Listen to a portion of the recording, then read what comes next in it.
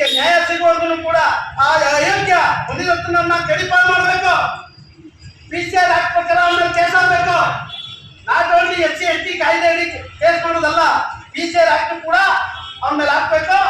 Civil rights ಇದು ಅವನ ಮೇಲೆ ಹಾಕ್ಬೇಕು. ಆದ ಕಾರಣ ಇಡೀ ರಾಜ್ಯ ಎಚ್ಚೆತ್ಕೊಂಡು ನೋಡ್ತಾ ಇದೆ, ಬಹಳ ಅವಮಾನ ಆಗ್ತಾ ಇದೆ. ಇಂಥ ಅವಘಡಗಳು ಮುಂದೆಂದೂ ನಡೆಯಬಾರದು ಅನ್ನೋದಾದ್ರೆ ಇವ್ರಿಗೆ ಕಠಿಣ ಶಿಕ್ಷೆ ಆಗ್ಬೇಕು, ಗಡೀಪಾರು ಆಗ್ಬೇಕು. ಏನಪ್ಪ ಒಬ್ಬರಿಗೆ ಬುದ್ಧಿ ಕಲಿಸಿದ್ರೆ ಇಡೀ ರಾಜ್ಯ ಇನ್ನೊಬ್ಬ ಎಚ್ಚೆತ್ಕೊಂಡು ಸರಿಯಾಗಿ ಅಧಿಕಾರ ಮಾಡ್ತಾರೆ. ಅವ್ನು ಯಾವನೇ ಆಗಿರ್ಲಿ, ಯಾರು ಕೂಡ ಈ ದೇಶದಲ್ಲಿ not only above the law, ಎಲ್ಲ ಬಿಲೋ ದ ಲಾ ಇರೋದು.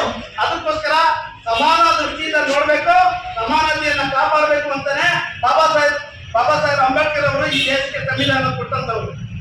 ಆ ಇದ ದೃಷ್ಟಿಯಿಂದ ನಾನು ಹೇಳಲಿಕ್ಕೆ ಬಯಸ್ತೀನಿ, ಇನ್ನು ಮುಂದಾದ್ರೂ ಇಂಥ ಅವಘಡಗಳು ರಾಜ್ಯದಲ್ಲಾಗಲಿ, ತಾಲೂಕಿನಲ್ಲಾಗಲಿ, ಜಿಲ್ಲಾ ಮಟ್ಟದಲ್ಲಾಗಲಿ ನಡೆಸಬಹುದು. ಆ ಕಾರಣಕ್ಕಾಗಿ